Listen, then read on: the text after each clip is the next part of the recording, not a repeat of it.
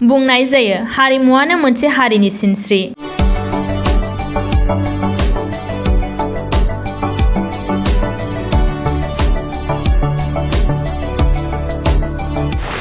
मोनसे हारिनि महर मुस्रि आरो सिनायथिया हारिमुनि गेजेरजों बेरखाङो।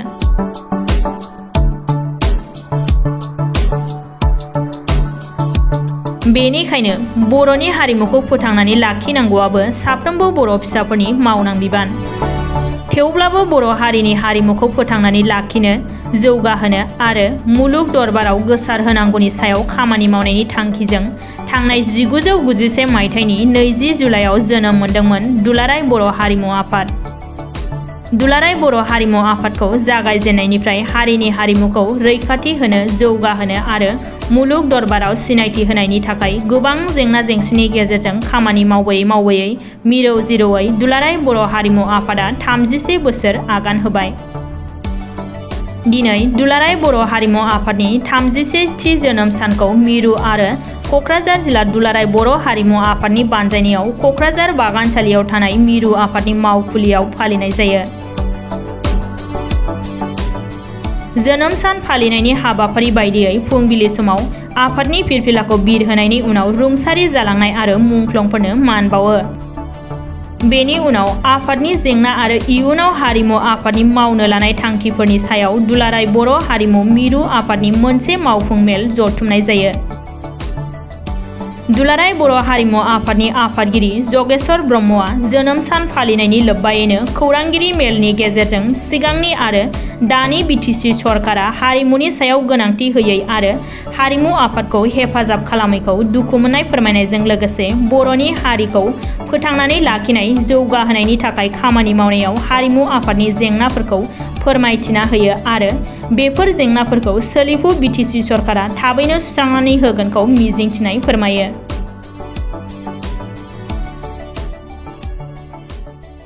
नोंथांमोननिसिम गोसो गोरबोनि खुलुमनाय आरो बरायनाय जाबाय आरो जोंनि दुलाराय बर' हारिमु आफादनि दैदेनगिरि बोसोनगिरि आरो गुबुन गुबुन जिल्लानि दैदेनगिरि मावथि आरो बेयाव नुजाफैनो हानाय जोंनि दुलाराय बर' हारिमु आफादनि मावथि सोद्रोमा नोंथांमोन। गिबियाव आङो दुलाराय नायगिरि आरो खोनासंगिरि बिथांमोननो खुलुमनाय सिबिनायखौ बावहरग्रोनाय जायो। दुलाराय बर' हारिमु आफादा 1991 मायथाइनि 20 जुलाइआव दुलाराय बर' फरायसा आफादनि दैदेननायाव जोनोम मोनदों। दा बे जोनोम सान हिसाबै जोङो बोसोरै बोसोरै फालिबोदों। दा फालिनाय दिनैबो जोङो सानसेनि हाबाफारिजों मोननै मोनथामसो हाबाफारि लानानै लोगोसे आफादनि मावफुं सोद्रोमाफोरनि मावफुं मेलबो बेखौ लाफानानै जोङो दिनैनि बे हाबाफारिखौ लानाय जादोंमोन। आरो बेबायदिनो गुबुन गुबुन बोसोराव जेरैहाय फालिनाय जायो गाजा गोमजायै, थिग देग्लायबो नाजादोंमोनब्लाबो जोबोद गाजा गोमजा हायाखैब्लाबो जोङो फालिनाय जाबाय बा फालिनो थांगासिनो दङ। दा बेनि गेजेरजों मोनसे मेसेजखौ होनो लुबैयो, दुलाराय बर' हारिमु आफादा गावनि थांखि आरो थाखायखौ गावनि बिथा बा फिलाराव थानानै जे दुलाराय बर' माहारिनि जे बयनिख्रुइबो सिगांसिन जेखौ माने दुलाराय माहारिनिफोर गेजेराव सुबुं माहारिनि गेजेराव सिनायथि लानो हायो, बेनो जाबाय देंखो बा मोसामु बा दामनाय देनाय खननाय हारिमुवारि बिथिं। दा बे बिथिंखौ नोजोर होनानै गुबुन गुबुन माहारिया जेरैहाय गावबा गाव मोनसे हारिमुवारि बिथिंखौ लानानै थांनानै थायो, बेहायनो जोंहाबो दुलाराय बर' हारिमु आफादनि नायजानाय बा जथ्न लाजानाय दुलाराय बर' माहारिजोंनो मोजां मोनजानाय, अनजानाय दुलाराय बर' माहारिखौ सिनायथि होबोनाय बेनो जाबाय जोंनि खाम, सिफुं, सेरजा आरो जथा बेफोरनि गेजेरजों खननाय आरो मोसानाय। जेरैहाय बागुरुम्बा, बारदै सिख्ला, दावस्रि देलाय मोसानाय, मोसाग्लांनाय मोसानाय, खामाव बारखोनाय मोसानाय, रोनसोनद्रि मोसानाय, दाहाल थुंग्रि सिबनाय मोसानाय आरो बेबायदिनो सा गोलाव बोनाय मोसानाय, नाव जावनाय मोसानाय, सिख्रि सिख्ला मोसानाय, बहुद मोसानाय, बाथौनि खेराइ फाथालि सल्ल' फाथालि 18 फाथालिनि गासै मोसानाय देंखोफोर दङ। बे देंखोफोरनि जोङो गुबै मोसानायफोरखौ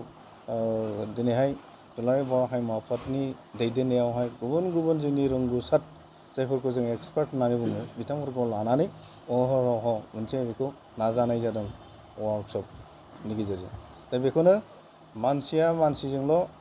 थांनानै थाब्लाल' जाया बा थांनानै थानाय समावल' जोङो बेखौ थैनानै थांनायनि उनाव गोमाफिननाङो। जेबायदि मोजां समायना रमायना बिनि मुद्रा फाव फेसन बा गियान गुनखौ जोङो जे गोथां समाव बेखौ मोनोमोन, खिन्थु थैनानै थांब्लाथाय बे गोमानानै सेरखाय बेरखाय जानायनि खारनावहाय दा जोङो बेखौ बोरै गोजोर खालामनो हायो, बर' सुबुं मोसानाय दामनाय देनायखौ जों बोरै गोजोर खालामनो हायो, बेखौ नोजोर होनानै नोंखायनो बिजाब आकारै बेखौ नटिसनाव खोख्लैनानै दिनैहाय अरायथा गोजोर जाहाथे जानो हायो, ओंखायनो लिटारेचाराव कनभार्ट खालामनाय जादों बा बिजाब आकारै दिन्थिनाय जादों। आरो बे बिजाबफोरखौनो जोङो आरोबाव गोजौ लेभेलाव सिन्था सरसा खालामनायनि गेजेरजों गुबुन गुबुन सानसुमै गोरों गोराफोरखौ लानानै सिन्था खालामनायनि गेजेरजों दिनैहाय जोङो बेखौ मोनसे लेभेलाव थाबथायाखै, बेखौ जोङो डिग्रि लेभेलावहाय 3 इयार्स डिग्रि कर्सनि फोरोंनाय बा सोलोंथाइ एकाडेमिक कारिकुलामाव कनभार्ट खालामजायो नामा बा कर्स हिसाबै बेखौ रायलायनायनि गेजेरजों मोनमारबाय जे बड'लेण्ड इउनिभार्सिटिनिफ्राय एफिलिएसन लानानै क'क्राझार मिउजिक कलेजाव थांनाय 2018 मायथाइनि 1 नभेम्बरनिफ्राय जों स्टार्ट खालामनानै माब्लाबानो जोङो मोनसे बेस्ट 3 इयार्स डिग्रि कर्सनि 6 सेमिस्टार थानाय बेखौ मोनसे पास आउट खालामनो हाबाय। आरो बे दा सेकेन्ड बेचनि ओंखारबोगासिनो दं, दा आरो थार्ड बेचनि फैगासिनो दं। दा बेफोरबायदि जोङो थुलुंगाखांनाय माखासे खामानि मावदों, खिन्थु बेनि गेजेरावनो जोंहा सुंथागिरि रांखावरिनि सुंथागिरि नांगौ। बे सुंथागिरिखौ जोङो जेरैबायदि जे समाव जेरैबायदि नांगौ जादोंमोन बेखौ जों दासिमबो मोननो हायाखैखौनो जों बुंनांगोन। बा जोंनि मोनसेनि उनाव मोनसे गभर्नमेन्ट जायखिजाया पार्टिनि जाया मानो गभर्नमेन्ट दाजानाय गभर्नमेन्टआ जोंखौदि दुलाराय बर' हारिमु आफाद बा हारिमु बिथिङावदि मानो नायनो गोसो जादिया बेखौ बिराद दुखु मोननाय जायो, बा दिनैनि बे मिडियानि गेजेरजों दुखु फोरमायनाय जायो। जानो हागौ बिथांमोना माबा मोनसे उसुबिदायावहाय बोसोरसे बा 1.5 बोसोरा थांदों, गावसिनि माखासे एंगारनो हायै खामानियाव बेस्थ' जानानै माबा जानो हागौ, बेबायदि जातीय संगठनखौ नायनायनि माखासे खाबुखौ दिहुननानै लानो हायाखै जानांगौ। दा खिन्थु फैगौ समावहाय जोंहा दासिमबो मिजिं दं जे रायलायनायनि गेजेरजों साननाय हनायनि गेजेरजों जोंनि बिटिसिनि दैदेनगिरि बा मानगोनां सेम बिथांमोनहा स्वयं जोंनि दुखु माबाफोरखौ ग्रिभेन्सेसखौ सुलु लागोन बा मिथिनो नाजागोन, आरो बिनि गेजेरजों जोंहा मा प्रब्लेमाव फेसिं जानानै दं निस्सय बेखौ सुफुंथावै बेखौ निजे सालिजारि खालामनानै अननायनि बा मोनसे लाहार फाहार लागोन, बेखौ जोङो मिजिंथिदों। दा मा होनो थिरिं बिरिङैब्लाबो जोङो माखासे अहरह वार्कशपखौ नाथाय जों खालामबोनाय जादों, जेराव जेबो नांगौ गैयाबाबो ओरै खालामनायनि गेजेरजों। खिन्थु जोंनि बिदिजों जाया, दिनैसिम जों लेखा पाब्लिस खालामनो हायाखै आरो वार्कशप अहरह खालामबावनांगौ दरखार जानानै दङ। बेजों लोगोसे जोंनि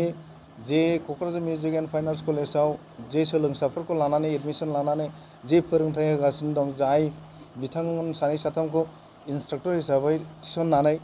दा बिथांमोननो जोङो नांगौ रोखोमनि माने मान्थलि रेमुनारेसनखौ होनो हाया जादों। खारन दुलाराय बर' हारिमु आफादा मोनसे ससियेल अर्गेनाइजेसन, बेयो NGO बायदि बेहा खुनु सोरनोबा बेथन होनायनि रांखावरि खुनु पुँजि गैया, बेहा इनकाम जेनेरेटिं जेबो स्किमबो गैया। गतिके जोङो फेकाल्टिजों रायलायनानै फेकाल्टिया बेखौ होनांगौमोन मासाव 5,000 करि सासेयाव, बेखौबो होनो हाया समय मथे। जुदि फोरोंगिरिनो बे अनसुंथाइखौ होनो हाया बा रेमुनारेसनखौ होनो हाया, अब्ला बियो रेगुलार जानो हाया। अब्ला स्टुडेन्टआ इरेगुलार बा स्टुडेन्टआ रेगुलार जायोबा बे जोंनि बे सिमाङा माने मोगथां जागोन, बे बिराद साननो गोनां जादों। ओंखायनो जे हाबाखौ जों मावनानै मोगथाङाव लाबोनो नाजाबाय, जत किंसित वान स्टेप जोङो गैथारै जिनिसखौ सोरजिनाय एक्सपार्टफोरनि गेजेरजोंहाय जे सोरजिबाय, बेखौ जों गथायनानै गालांनो जोंनि यां जेनेरेसन बा जोंनि इन्टारेस्टेड भेस्टेड मानसिफोरनि सुबुंफोरनि आखायाव जों गालांनो हायोबा जोबोद मोजां मोनगौमोन। खारन मोनसे जिनिसखौ खेबसेनो जों सोदांनो हाया, आरो बेखौ गले गले सोदांनायनि गेजेरजों साबसिननिफ्राय हामसिन पिउरिफिकेसन खालामनो हायो, रेक्टिफिकेसन खालामनो हायो, मडिफिकेसन खालामनो हायो। थिग बेबायदिनो एडिसन आफ्टार एडिसन जोङो फोसाबलांनायनि राहाखौबो दोनलांनो हायो। नाथाय दा गुदि जोङो जाय स्टुडेन्टफोरखौ लानानै जों फोरोंथाइ होगासिनो दं, सोलोंथाइ लागासिनो दं, बेवहाय जुदि गेजेराव जुदि ब्रेक जानानै थानांगौबा बे बेसेबां बिपदजनक। बे सोलोंसाफोरनि जिउखौ जोङो जानो हाया, बिसोरखौ जों किल खालामनो हाया, बेथ' अन्याय अयथासार। दा गतिके बेखौ दिनै नङा गाबोन नङा समफोर आरो उननि बेलायाव एज कुइकलि एज पसिबोल जोंनि सरकारा बड'लेण्ड सरकारा जेरैखि जाया राहायै जोंजों माने रायलायनानै जोंनिफ्राय मा सुबिदा उसुबिदा जादों जातीय संगठन हिसाबै दुलाराय बर' माहारिनि जथकिंसित दुलाराय बर' हारिमु आफादनि जानानै जोंनि आफादा बिदि खामानि मावगासिनो दं हारिनि फेरलेबसे बे जिनिसखौ मिथिनानै लानो आरो बिनि लाहार फाहारनि थाखाय खामानि मावनो आवगायबोनो थाखाय आङो गुरैयै खावलायो दुलाराय बर' हारिमु आफादनि जानानै दा मोनसे खोथा बेनो 21 तारिख 22 तारिख मोननै तारिखखौ जोंहा मानगोनां जोंनि बड'लेण्डनि बा बिटिआरनि सेम बिथां प्रमद बर'आ रायलायनो खोथा होदों बेखौ जों मिथिदों आं जायखौ माने गावनिनो legal adviser political legal adviser बिथां बेल्ल'कारजिखौ टाइम एपइन्टमेन्ट लानो थिननायाव बिथाङा लानायाव 21 आरो 22 खोथाखौ बुंथ'दों दा बेखौ आं बुंनाङामोन दिनै बुंथ'नाङामोन थेवबो आं दिनै फोरमायबाय 21 नङाबा 22 होननाय खोथाखौ 21 तारिखआवहाय रायलायोबा साबसिन जागोन बा बेखौ लानो हायोबा मोजां जागोन होननानै आं फिन रिकुवेस्ट खालामहरफिनदों बेल्ल'कारजिखौ दा बिथाङा दिनै बे 20 तारिखनि गेजेरावहाय गाबोन जामारगोन ना समफोर जामारगोन बेनि माबाखौ बिथं खोथाखौ कनफार्मेसनखौ होगोन होननानै बुंदों दा बिथाङा जुदि गमामायैनो जोंनो तारिखखौ गाबोन नङाबा समफोर होयोब्ला जोङो बिथांजों रायलायनानै जोंनि हारिमुनि बा जोंनि जातीय संगठन हारिमु दुलाराय बर' हारिमु आफादनि खैदां खैफोद बा जेंना सैनांनाय बिनि बाथ्राखौ जोङो सुंद'यैबाबो आधा घन्टानि गेजेरावहाय जों रायलायनायनि गेजेरजों एक्सचेन्ज खालायगोन बा शेयार खालामलायगोन आरो बे हिसाबै जोङो टु साम एक्सटेन्ट थिजानि अननायखौ मोननोबो हागौ बेखौ जों आसा थिदों जिहेतु बिथाङा दिनैसिम जोंजों बुजिलायनाय जायाखै मोनसे टेबोलावहाय जोंजों जिरायलायनाय जायाखै दा सेन्ट्रेल हिसाबै जोंबो बेखौ लुबैयो सेपारेटलि जोङो रायलायनानै जोंनि माबाखौ सुबिदाखौ जों फोरमायनो लुबैयो खारन खुनु टाइमा बिनि थाखाय स्पेसिफिक जानो हाया बेजों दिनै बेस्थ' बेयाव बेस्थ' अफिसियेल बेस्थ' नन अफिसियेल बेस्थ' गतिके जेरावबो लोगो मोननानै जों रायलायनाया जोंनि थाखायबो सम्भब नङा बिथांनि थाखायबो सम्भब जाया ओंखायनो गाबोन आरो समफोर जुदि इसोरा फेलें खालामा जों निस्सय बिथांजों जोंनि साननायखौ मिथिहोगोन आरो बिथांनि साननायखौ जों मिथिनानै लागोन दा बे सुबिदाखौ जों मोनगोन होनना आसा खालामदों आरो लुबैयाखिसै दिनै बे मेसेजाव जोङो हाबाफारि हिसाबैथ'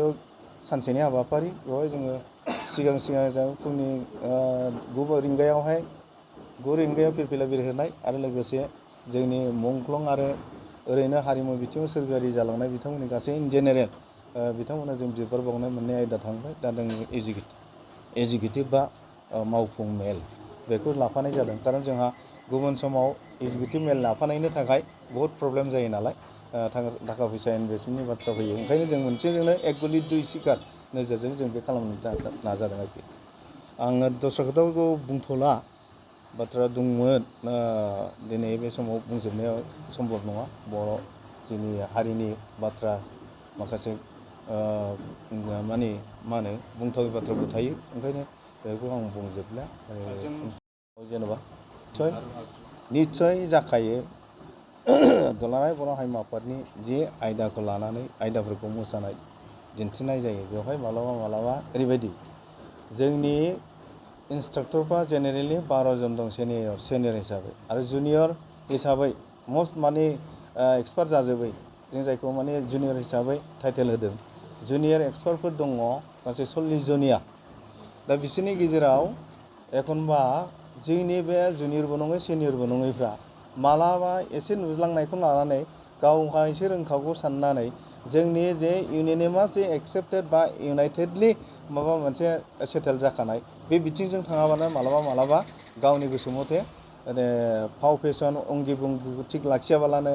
बा गाननाय जोमनाय कस्टिउमखौ थिग लाखियाबालानो ताल मिउजिकफ्राव थिग लाखियाबालानो लय ताल बेफोर देहेकफोराव गड़बड़ खालामो दा बेबायदियावनो गोबां समाव गोरोन्थि बा गावजों गाव दान्थे बिदान्थे जायो आरो बेल' नङा जोंनि गेजेरावथ' जाखाबायानो दा मालायफ्राबो सुजुग आरो सुबिदा लानानै एखनबा गुबुन हारिनाबो जोंनावनो जों दंखायो जोंनोबो रोंखागौ बागुरुम्बा जोंनो रोंखागौ दावस्रि देलाय आरो जों गाननोबो रोंगौ जों दामनोबो रोंगौ होननानै जानला मोनला देखायनो नागिरो दा बेबायदियावनो जोंहा आफाद हिसाबै बिराद माने साबधान लानांगौ जायो आरो दा बे हिसाबै जोङो माब्लाबा बिथांमोनखौ प्रेस मिट खालामनायनि गेजेरजों सोंखारिनाय जायो आरो बेनिफ्राय प्रतिबेट खालामनाय जादों आरो बिथांमोना लोगो लोगो खेमा बिनाय जादों। थिग मोजाङै मोजां फैफिनगासिनो दं आरोखि। दा जोंनि गेजेराव सोरबा उन सोलोंनो फैनाय जायोना, सोरबा सिगां रोंनाय जाबाय। दा बिथांमोननि गेजेराव निस्सय पार्थक्य थागोन। दा जोंनि थांखिया जाबाय जों जायफोर सिनियर रोंनायफोरा इयुन जोलैफोर फैगासिनो थानाय, जोनोम जानानै उन फैबाय थानाय बिथांमोनखौ फोरोंनाय जायो नालाय। दा बिदियाव गरमिला मालाबा एफा एनैया नुजाबाय थायो आरो, बेखौ जों नङा। बे लासैनो सल्भ जालांजोबगोन। दा जोंनो जायखिजाया मोसानायानो इउनिफर्म जाबाय होनना जों बुंनो हायो। जायखिजाया